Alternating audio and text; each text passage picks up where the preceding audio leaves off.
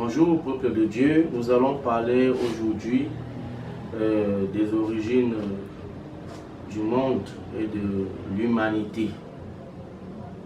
Un thème très important. Un homme qui ne connaît pas les origines du monde, il est un homme perdu dans l'univers. Et un célèbre écrivain congolais, Théophile Obiega, disait qu'un peuple qui ne connaît pas son histoire, il aura des difficultés pour évoluer, des difficultés pour réussir. Pourquoi? Parce que c'est un peuple qui n'a pas de marque, c'est un peuple qui n'a pas de repère, c'est un peuple perdu.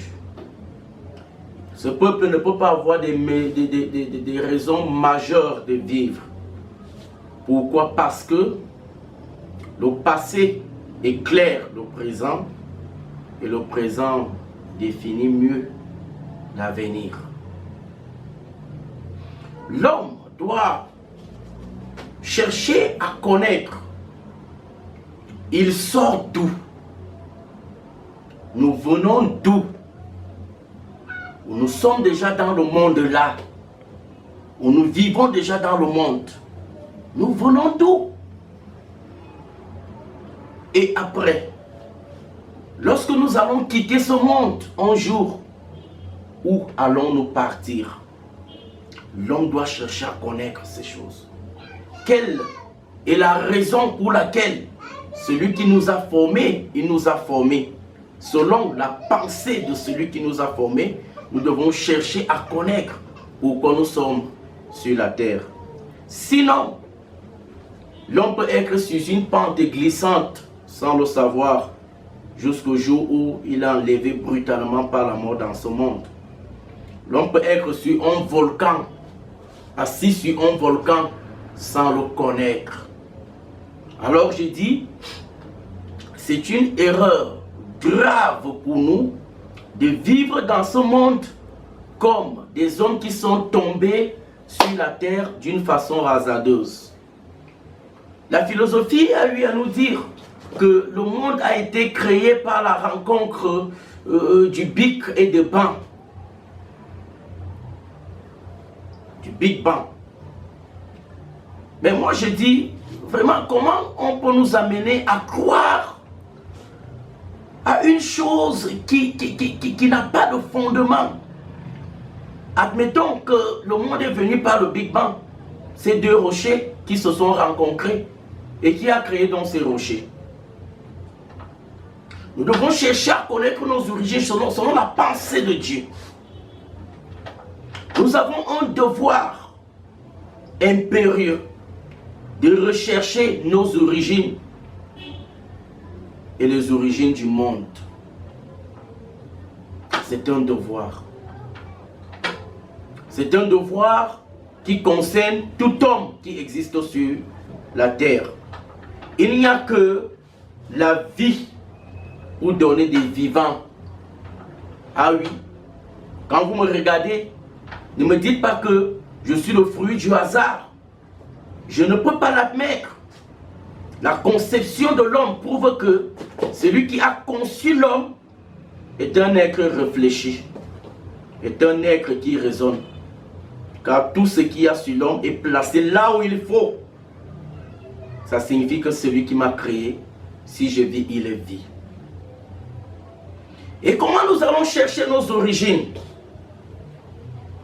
Nous ne pouvons pas chercher nos origines indépendamment de celui donc qui nous a donné la vie.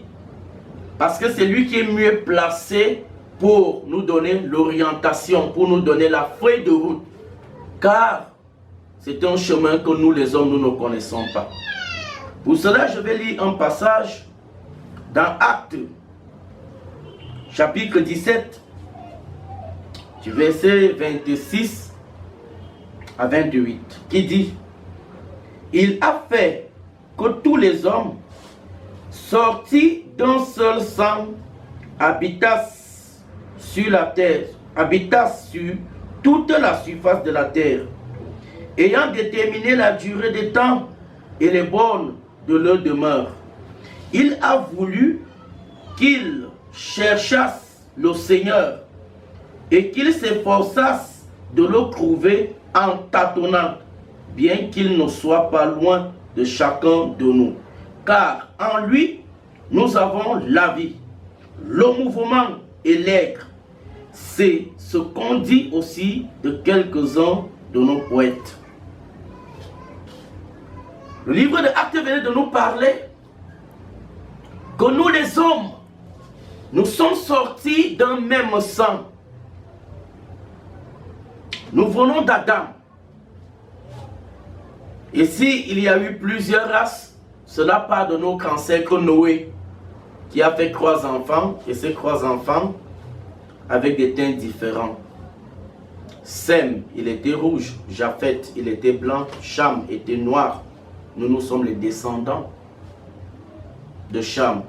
Et Cham est notre ascendant. C'est une erreur grave que l'homme vive sur cette terre sans chercher à connaître les origines du monde, les origines de ce qui nous entoure. C'est une erreur grave. L'homme doit chercher la face de Dieu. Et Dieu nous a révélé que nous devons le chercher même en tâtonnant. Et il y a des hommes qui disent, moi je n'ai pas besoin de chercher Dieu. Je vis ma vie comme je veux et puis je n'ai pas de problème avec Dieu. Non, c'est une erreur de vivre dans ce monde sans chercher la volonté de Dieu. Et nous ne pouvons pas donc entrer en contact avec Dieu parce que le Dieu qui est l'auteur de tout ce que nous voyons, il est invisible. Et comme il est invisible, nous ne pouvons pas entrer en contact avec lui. Nous ne pouvons pas entrer en contact avec lui par nos sensations, par nos sentiments, par nos émotions. D'où la nécessité de sa parole. La parole de Dieu nous révèle qui est Dieu. La parole de Dieu nous révèle ce qu'il a fait pour nous à la croix du Calvaire. La parole de Dieu nous révèle ce que Dieu attend de nous. Tout homme qui vit dans ce monde, indépendamment de Dieu, il est dans un tunnel. Il est sur un tunnel qui l'entraîne dans l'abîme. Prenons un peu l'exemple. Nous sommes des parents d'enfants, nous avons des enfants. Tu fais ton enfant, tu t'occupes de la layette, tu t'occupes de tout, les études, je ne peux pas tout citer. Quand il atteint un certain âge, en vivant chez toi, il vit indépendamment de toi. Quand je dis indépendamment de toi, ça ne veut pas dire que tu ne prends pas soin de lui, mais il ne cherche pas à connaître ce que tu aimes ou ce que tu n'aimes pas. Il ne cherche pas à connaître tes principes. Et même quand bien tu lui donnes ses principes, il s'en fout. Il ne te considère pas. Toi, parent, comment vas-tu te sentir? Comment vas-tu regarder un tel enfant qui n'a pas de respect pour toi, qui ne respecte pas tes principes, pendant que c'est toi qui le nourris? Lorsqu'il est malade, c'est toi. Lorsqu'il va aller à l'école, c'est toi. Comment tu vas te sentir? Je dirais très mal. Si nous les hommes, nous savons nous plaindre de nos enfants, de ce qu'ils ne nous respectent pas, pour ce qu'on a investi dans leur vie, imaginez Dieu qui a tant investi pour nous.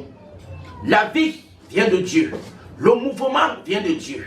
Tout ce que nous avons vient de Dieu. L'air que je respire vient de Dieu. Si je parle, c'est Dieu qui me fait parler. Quand je me déplace, c'est Dieu. Dieu pouvait me créer, je ne sais pas, un arbre ou un animal. Dieu pouvait me créer un film. Dieu pouvait me créer aveugle. Dieu pouvait me créer sourd. Mais si Dieu m'a créé tel que je suis, c'est déjà une raison assez considérable pour lui dire, Seigneur, tu es merveilleux. Vivre sans consulter Dieu, c'est une façon déraisonnable pour les hommes. Regardez comment l'homme bénéficie des richesses de la terre. L'homme bénéficie de tout ce que Dieu nous a donné. La forêt, nous coupons les arbres, nous sémons. C'est Dieu qui envoie la pluie pour arroser. C'est Dieu qui fait pousser la semence. C'est Dieu qui donne l'ordre au soleil de se lever chaque jour. C'est Dieu.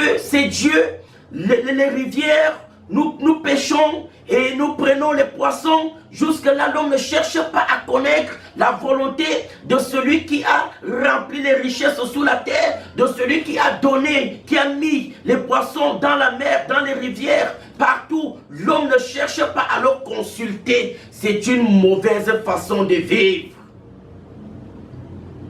Cette façon de vivre n'honore pas Dieu. Nous devons chercher à connaître nos origines.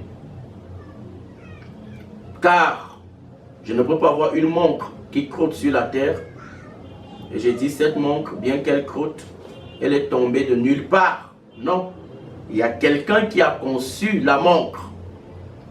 Il y a quelqu'un qui a réfléchi pour concevoir la montre. Et quand je vois la montre à terre, c'est un signe qui me prouve qu'il y a quelqu'un qui s'est assis pour réfléchir. Quand je regarde mon semblable, je vois qu'il y a quelqu'un qui s'est assis pour réfléchir. Alors, dans la suite de ce message, je vais nous dire le chemin adopté pour connaître nos origines. Que le Seigneur bénisse sa parole.